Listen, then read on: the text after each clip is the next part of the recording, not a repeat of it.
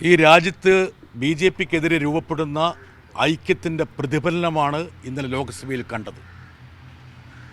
ക്രൈസ്തവർക്ക് മേൽ കള്ളക്കണ്ണീരൊഴുക്കിയാൽ കുറേ എം പിമാരെ തങ്ങൾക്ക് കിട്ടുമെന്നുള്ള ഒരു വ്യാമോഹം ബി ജെ പിക്കുണ്ടായിരുന്നു. പക്ഷേ ബി ജെ പിയുടെ കള്ളക്കളി പൊളിച്ചെടുക്കാൻ പ്രതിപക്ഷത്തിന് കഴിഞ്ഞു.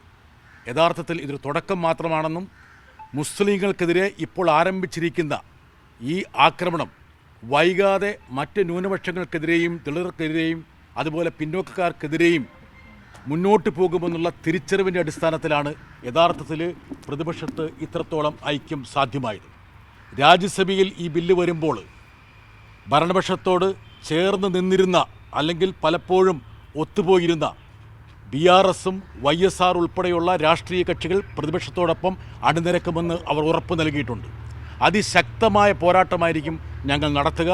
മാത്രമല്ല, ഈ ബില്ലിൻ്റെ വോട്ടെടുപ്പിൽ ഡിവിഷൻ ആവശ്യപ്പെട്ടുകൊണ്ട് യഥാർത്ഥത്തിൽ ആര് എവിടെ നിൽക്കുന്നു എന്നുള്ളത് ലോകത്തിന് കാട്ടിക്കൊടുക്കാനുള്ള ഒരു ശ്രമം കൂടി പ്രതിപക്ഷത്തിൻ്റെ ഭാഗത്തുണ്ടാവും. ഇന്നലെ ഈ ലോക്സഭയിലെ AIDMKയുടെ പിന്തുണ പ്രതിപക്ഷത്തിനായിരുന്നു, YSR കോൺഗ്രസിൻ്റെ പിന്തുണ പ്രതിപക്ഷത്തിനായിരുന്നു.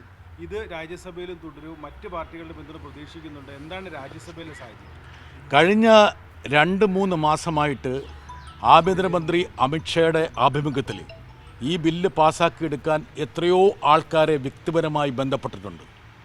എത്രയോ മത നേതാക്കളെ, സാമൂഹ്യ നേതാക്കളെ, രാഷ്ട്രീയ നേതാക്കളെ കേന്ദ്ര സർക്കാർ പ്രീണിപ്പിച്ചും ഭീഷണിപ്പെടുത്തി ബന്ധപ്പെട്ടിട്ടുണ്ട്. എന്നിട്ട് പോലും വിവിധ രാഷ്ട്രീയ പാർട്ടികളും അവരുടെ MPമാരും അണുവിട വ്യതിചലിക്കാതെ ഒറ്റക്കെട്ടോടെയാണ് ഈ ബില്ലിനെതിരെ അണിനിരന്നത്. ഇത് ബില്ല് പരാജയപ്പെടുത്താൻ കഴിയുമെന്നൊരു ആത്മവിശ്വാസമുണ്ടോ? യഥാർത്ഥത്തിൽ ഇന്നലത്തെ ലോകസഭയിലെ ആ വോട്ടെടുപ്പും ഇന്ന് രാജ്യസഭയിൽ രാജ്യം കാണാൻ പോകുന്ന വോട്ടെടുപ്പും കൂടി പുറത്തു വരുമ്പോൾ ഫലത്തിൽ സാങ്കേതികമായി സർക്കാർ ഈ ബില്ലിന് മേൽ വിജയം കൊയ്തെങ്കിൽ പോലും ധാർമ്മികമായി വലിയൊരു പരാജയമാണ് ഏറ്റുവാങ്ങാൻ പോകുന്നതെന്ന് അവർക്ക് മനസ്സിലാവും, രാജ്യത്തിന് മനസ്സിലാവും. ഇത് കേവലം ഒരു മുസ്ലിം വിഷയം മാത്രമാക്കി മാറ്റാൻ വേണ്ടിയായിരുന്നു കേന്ദ്ര സർക്കാർ കഴിഞ്ഞ ദിവസങ്ങളിൽ ശ്രമിച്ചിരുന്നത്. ഇത് കേവലം മുസ്ലിം വിഷയമല്ല, ഇത് ഇന്ത്യയുടെ ആത്മാവാണ്. ഇത് ഏകമാനമായ ഒരു ഇന്ത്യയെ സൃഷ്ടിക്കാനുള്ള ഗൂഢാലോചനയാണ്. ഇത് ഭരണഘടന വിഭാവനം ചെയ്യുന്ന തുല്യതയ്ക്കും മതനിരപേക്ഷതയ്ക്കും ബഹുസ്വരതയ്ക്കും എതിരെയുള്ള കടന്നാക്രമണമാണെന്നുള്ള ഒരു തിരിച്ചറിവിലേക്ക് രാഷ്ട്രീയ പാർട്ടികൾ വന്നു. പക്ഷേ ഈ ബില്ല് പാസ്സായപ്പോൾ മുനമ്പത്ത് ക്രിസ്ത്യൻ സഹോദരന്മാർ രാത്രി 1 മണിക്കും 2 മണിക്കും പ്രകടനം നടത്തി മധുരം വിതരണം ചെയ്ത് ആഹ്ലാദം പങ്കുവയ്ക്കുമായിരുന്നു. കുറച്ച് ആൾക്കാരെ കുറേ കാലം തെറ്റിദ്ധരിപ്പിക്കാൻ പറ്റും. ഒരു കാര്യം ഞാൻ വ്യക്തമായി പറയാം. കേരളത്തിലെ സർക്കാരിൻ്റെ ഒരു പിന്തുണക്കാരൻ എന്ന നിലയിലും ആ സർക്കാരിൻ്റെ ഡൽഹിയിലെ വക്താക്കളിൽ ഒരാളെന്ന നിലയിൽ ഞാൻ പറയട്ടെ, കേരളത്തിൽ ഭവനരഹിതരായിട്ടുള്ള 5 ലക്ഷത്തോളം പേർക്ക് പിണറായി സർക്കാരിന് വീട് കൊടുക്കാൻ കഴിയുമെങ്കിൽ മുനമ്പത്തെ ഒരാളെ പോലും കുടിയൊഴിപ്പിക്കാതെ അവരെ അവിടെ നിലനിർത്താനുള്ള കെൽപ്പ് കേരളത്തിലെ ഇടതുപക്ഷ സർക്കാരിനുണ്ട്. പിണറായി എന്ന് പറഞ്ഞാൽ ഉറപ്പാണ് എന്നുള്ള കാര്യം ഞങ്ങൾ അടിവരയിട്ട് കാണിച്ചു കൊടുക്കും. പ്രതിപക്ഷ സംഘടനകൾ പറയുന്നത് എന്തുകൊണ്ടാണ് ഈ 19 MPമാരും തള്ളുന്നത്? KCBC ഉൾപ്പെടെ പറഞ്ഞല്ലോ ഈ ബില്ലിനെ പിന്തുണയ്ക്കണം. KCBCയോട് ഞങ്ങൾക്ക് യാതൊരു അനാദരവുമില്ല. KCBCയുമായിട്ടും CBCI ആയിട്ടൊക്കെ കൈകോർക്കുന്നവരാണ് ഞങ്ങൾ. ഇന്ത്യയിൽ വ്യാപകമായിട്ട് ക്രൈസ്തവർക്കെതിരെ ആക്രമണം നടക്കുമ്പോൾ KCBC ആഹ്വാനം ചെയ്യാതെ തന്നെ ഈ ആക്രമണത്തിനെതിരെ രംഗത്ത് വന്നവരാണ് ഇന്ത്യയിലെ പ്രതിപക്ഷ കക്ഷികൾ. KCBC ഒരു സ്വതന്ത്ര സംഘടന നിലയിൽ അവർക്ക് അവരുടേതായിട്ടുള്ള അഭിപ്രായങ്ങളുണ്ടാകാം. പക്ഷേ ഇന്ത്യയിലെ പ്രബുദ്ധരായിട്ടുള്ള MPമാർക്ക് അല്ലെങ്കിൽ പ്രതിപക്ഷ രാഷ്ട്രീയ പാർട്ടികൾക്ക് ഞങ്ങളുടേതായിട്ടുള്ള നിലപാടുണ്ട്. ആ നിലപാട് അവർ ഉൾക്കൊള്ളുമെന്നാണ് ഞാൻ മനസ്സിലാക്കുന്നത്. ഇന്നലത്തെ ചർച്ചയിൽ കേരളത്തിൽ നിന്ന് പങ്കെടുത്തിട്ടുള്ള CPMൻ്റെ പ്രതിനിധി രാധാകൃഷ്ണൻ ഉൾപ്പെടെയുള്ള ആൾക്കാർ അടിവരയിട്ടൊരു കാര്യമുണ്ട്. അതായത് കേരളത്തിലെ മുഖ്യധാര രാഷ്ട്രീയ പാർട്ടികളും കേരളത്തിലെ ഗവൺമെൻറ്റും ഒരുമിച്ച് ചേർന്ന് കേരളത്തിലെ ഏത് പ്രശ്നവും പരിഹരിക്കാനുള്ള ഒരു അവസരമുണ്ടാക്കും. അതിൻ്റെ തുടക്കം നടന്നിരിക്കുക. ആരെങ്കിലും അവിടുന്ന് കുടിയൊഴിപ്പിച്ചു? ഇത്രയും കാലമായിട്ട് ആരും കുടിയൊഴിപ്പിച്ചിട്ടില്ലല്ലോ.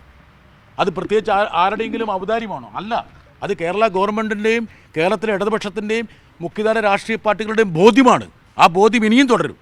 ഈ ജബൽപൂരിൽ കഴിഞ്ഞ ദിവസം 1-ാം തീയതി ഈ മലയാളി വൈദികരായിട്ടുള്ള 2 പേർക്ക് അടക്കം നേരെ ആക്രമണം ഉണ്ടായി. അവരെ ഈ വിശ്വാസികൾ സഞ്ചരിച്ചിരുന്ന ബസ്സുകൾ തടഞ്ഞു. അവരെ പിന്നീട് പോലീസ് സ്റ്റേഷനിൽ കൊണ്ടുപോയി പോലീസുകാരെ മുന്നിലിട്ട് തല്ലുന്ന വിഷ്വൽസൊക്കെ ഇപ്പോൾ പുറത്തു വന്നിട്ടുണ്ട്. ഇപ്പോൾ നേരത്തെ പറഞ്ഞതുപോലെ ക്രിസ്ത്യൻ വിഭാഗങ്ങൾക്ക് നേരെ നടക്കുന്ന ആക്രമണങ്ങളിൽ CBSE അടക്കം ശക്തമായിട്ടുള്ള എതിർപ്പ് പ്രസ്താവനയിലൂടെയൊക്കെ അറിയിക്കുമ്പോഴാണ് ഇത്തരത്തിലൊരു ബില്ല് പാസ്സാക്കുമ്പോൾ കേന്ദ്ര സർക്കാർ പറയുന്നത് ക്രിസ്ത്യൻ സമൂഹത്തെ സംരക്ഷിക്കുന്നതിന് വേണ്ടിയിട്ടാണ് ബില്ല്. ഇതൊരു ഇരട്ടത്താപ്പല്ലേ? ഇന്നലെ രാത്രി പോലും എനിക്ക് ജബൽപൂരിൽ നിന്ന് ഫോൺ വന്നു. അതായത് അവിടുത്തെ പ്രശ്നത്തിൽ ഇടപെടണം, ആ വിഷയം ഉയർത്തണം. വർഷങ്ങളായി പതിറ്റാണ്ടുകളായി അവർ തുടരുന്ന ഒരു ആഘോഷം ആണ് പാതി വെച്ച് അവിടെ അവസാനിപ്പിക്കേണ്ടി വന്നത്. അവിടുത്തെ വൈദികരെ ഉൾപ്പെടെ പോലീസ് സ്റ്റേഷനിലിട്ട് മർദ്ദിക്കുന്ന ഒരു അവസ്ഥയുണ്ടായി. മാത്രമല്ല ഒരു കാര്യം കൂടെ നമ്മൾ ശ്രദ്ധിക്കണം. ഇപ്പോൾ ഈ പറഞ്ഞ ആൻറ്റി കൺവേർഷൻ നിയമങ്ങളുടെ പേരിൽ കൊണ്ടുവന്നിരിക്കുന്ന വ്യവസ്ഥകൾ എന്താണെന്നുള്ള കാര്യം ക്രൈസ്തവ സമൂഹം മനസ്സിലാക്കണം. അതായത് പരാതിക്കാരൊന്നും വേണ്ട, ഒരു സംസ്ഥാനത്തിൻ്റെ ഏതെങ്കിലും വിദൂര കൂടിൽ നിന്ന് ആർക്ക് വേണേലും ആർക്കെതിരെയും പരാതി കൊടുക്കാം. പരാതി കൊടുത്തു കഴിഞ്ഞാൽ അപ്പം പിടിച്ച് നോൺ ബെയിലബിളായിട്ട് അറസ്റ്റ് ചെയ്തിരിക്കുകയാണ്. ഞാൻ പാർലമെൻറ്റിന് ചൂണ്ടിക്കാണിച്ചൊരു കാര്യമുണ്ട്. അതായത് ബറേലിയിൽ ബൈബിള് വീട്ടിലുണ്ടായി എന്ന ഒറ്റക്കാലത്ത് 2 പേരെ പിടിച്ച് 6 മാസത്തോളം ജയിലിലിട്ടു. ആ ബറേലിയിലെ ജില്ലാ കോടതി അത്ഭുതപ്പെട്ടു. എങ്ങനെയാണിത്? ലോകത്തിൽ ഏറ്റവും കൂടുതൽ വിറ്റഴിക്കപ്പെടുന്ന ഒരു പുസ്തകം വീട്ടിൽ വെക്കുന്നു. അങ്ങനെ ലൈബ്രറിയിൽ ഖുറാനും ബൈബിളും ഗീതയൊന്നും വെക്കാൻ പാടില്ലേ? പിന്നെ ഒരു കാര്യം കേരളത്തിലെ ക്രൈസ്തവ സമൂഹം, എൻ്റെ സ്നേഹിതന് മനസ്സിലാക്കേണ്ട ഒരു കാര്യമുണ്ട്. ഈ ആട്ടിൻ തോലിട്ട ചില ചെന്നായികളുണ്ട്. ആ ചെന്നായികളെ തിരിച്ചറിയണം. കേരളത്തിലെ ക്രൈസ്തവ സമൂഹം വിശ്വസിക്കേണ്ടത് കേരളത്തിലെ ഇടതുപക്ഷ ഗവൺമെൻറ്റിനെയാണോ കേരളത്തിലെ മുഖ്യധാര പാർട്ടികളെയാണോ, അതെയോ ഈ ക്രൈസ്തവ സമൂഹത്തിനെതിരെ ഒളിഞ്ഞും തെളിഞ്ഞും ആക്രമണം നടത്തിക്കൊണ്ടിരിക്കുന്ന BJPയുടെയും RSSൻ്റെയും ആഭിമുഖ്യത്തിലുള്ള കേന്ദ്ര സർക്കാരിനെയാണോ എന്നുള്ള കാര്യം അവർ തീരുമാനിക്കണം. അവർ തീരുമാനിച്ചിരിക്കണം. അല്ലെങ്കിൽ ആ വിഭാഗത്തിലെ വിശ്വാസികൾ അത് തീരുമാനിക്കും. കാരണം ലോക്സഭയിൽ പ്രിയങ്ക ഗാന്ധി വന്നിട്ടില്ല. എന്താണ്? രാഹുൽ ഗാന്ധി ചർച്ചയിലും പങ്കെടുത്തില്ല. കാരണം വയനാട്ടിലെ ഒരു MP കൂടിയാണ്, കേരളത്തിലുള്ള MP കൂടിയാണ്. കേരള നിയമസഭയിൽ ഒറ്റക്കെട്ടായിട്ടാണ് വഖഫ് ബില്ലിനെതിരെ പ്രമേയം പാസ്സാക്കിയത്. ഈ സാഹചര്യത്തിൽ പ്രിയങ്ക ഗാന്ധിയുടെ അഭാവം അല്ലെങ്കിൽ ചർച്ചയിൽ പങ്കെടുക്കാത്ത രാഹുൽ ഗാന്ധിയുടെ അഭാവം രാഷ്ട്രീയപരമായിട്ട് എങ്ങനെ കാണുന്നു? അല്ല, രാഹുൽ ഗാന്ധി തിരക്ക് പിടിച്ചൊരു രാഷ്ട്രീയ നേതാവ് എന്ന നിലയിൽ ചർച്ചയിൽ പൂർണ്ണമായിട്ടും ഇരിക്കാൻ പറ്റണമെന്നില്ല. പക്ഷേ പ്രത്യേകിച്ച് ഗൗരവമായിട്ടുള്ള കാരണങ്ങളാലല്ലാതെ ആരെങ്കിലും വോട്ടെടുപ്പിൽ, അത് ഇന്ന വ്യക്തിയല്ല, ആരെങ്കിലും പ്രതിപക്ഷ നിരയിലെ ഒരാൾ വോട്ടെടുപ്പിൽ പങ്കെടുക്കുന്നില്ലെങ്കിൽ അത് സ്വാഭാവികമായിട്ടും ഉത്കണ്ഠ സൃഷ്ടിക്കുന്നതാണ്. ആ നടപടിയോട് ഒരു കാരണവശാലും എനിക്ക് യോജിക്കാൻ കഴിയില്ല. ഞങ്ങളുടെ പാർട്ടിയുടെ ഏറ്റവും സുപ്രധാനമായിട്ടുള്ള സമ്മേളനം 3 വർഷത്തിന് ശേഷം മധുരയിൽ നടക്കുമ്പോൾ ആ സമ്മേളനത്തിലെ പ്രതിനിധികളായിട്ടുള്ള ഞങ്ങളെല്ലാവരും ഇവിടെ നിൽക്കുകയാണ്. ഞങ്ങൾക്കെല്ലാം അവിടെ ഓരോ റോളുകളുണ്ടായിരുന്നു. അങ്ങോട്ട് പോയ ആൾക്കാർ പോലും തിരിച്ചു വന്നിട്ട് ഈ വോട്ടെടുപ്പിലും അതുപോലെ തന്നെ ചർച്ചയിലും പങ്കെടുത്തു. ഒരുപക്ഷെ ആ ഒരു ആർജവം, ആ ഒരു സമർപ്പിത ബോധം പ്രതിപക്ഷ നിരയിലെ എല്ലാവർക്കും ഉണ്ടാവണമെന്നാണ് എൻ്റെ അപേക്ഷ. പക്ഷേ എന്തുകൊണ്ടാണ് ഒരു വ്യക്തി പങ്കെടുക്കാമെന്നുള്ള കാര്യം ആ വ്യക്തിയോട് തന്നെ ചോദിക്കേണ്ടി വരും. അതിലെന്തെങ്കിലും ഗൗരവമായിട്ടുള്ള പ്രശ്നങ്ങളുണ്ടായിരുന്നോ, ഒഴിവാക്കാൻ കഴിയാത്ത എന്തെങ്കിലും പ്രതിസന്ധി കൊണ്ടാണോ എന്നുള്ള കാര്യം പരിശോധിക്കേണ്ടത്. അല്ല, സഭയിൽ ഉണ്ടായിരുന്ന രാഹുൽ ഗാന്ധി ഈ ചർച്ചയിൽ പങ്കെടുത്തില്ല. ഭേദഗതിക്കെതിരെ സഭയിൽ ഒരു അക്ഷരവും പറഞ്ഞില്ല. ഇത് കുറച്ചടുത്തു. കാരണം കേരളത്തിലെ സംബന്ധിച്ചോളം ഇത്രയും പാർട്ടി കോൺഗ്രസ് ഉപേക്ഷിച്ച് അല്ലെങ്കിൽ അതിൽ നിന്ന് മാറി നിന്ന് ഇവിടെ എത്തി ചർച്ചയിൽ പങ്കെടുത്ത രാധാകൃഷ്ണൻ അടക്കം ഇരിക്കുകയാണ്. ഒരു എഴുന്നേറ്റ് ഇതിനെതിരെ ഒരു അക്ഷരം രാഹുൽ ഗാന്ധി പറയാതിരുന്നു. അല്ല, ചർച്ചയിൽ പങ്കെടുക്കാതിരിക്കുന്നത് വലിയൊരു വിഷയമാക്കേണ്ട. എന്താ കാരണം വെച്ചാൽ ഒരു പാർട്ടി ആ പാർട്ടിക്ക് പ്രതികരിച്ച് ആരൊക്കെയാണ് ചർച്ചയിൽ പങ്കെടുക്കേണ്ടതെന്ന് ആ പാർട്ടിയാണ് തീരുമാനിക്കുന്നത്. എപ്പോഴും എല്ലാ വിഷയങ്ങളിലും ആ പാർട്ടിയുടെ നേതാവ് തന്നെ ചർച്ചയിൽ പങ്കെടുക്കണമെന്നില്ല.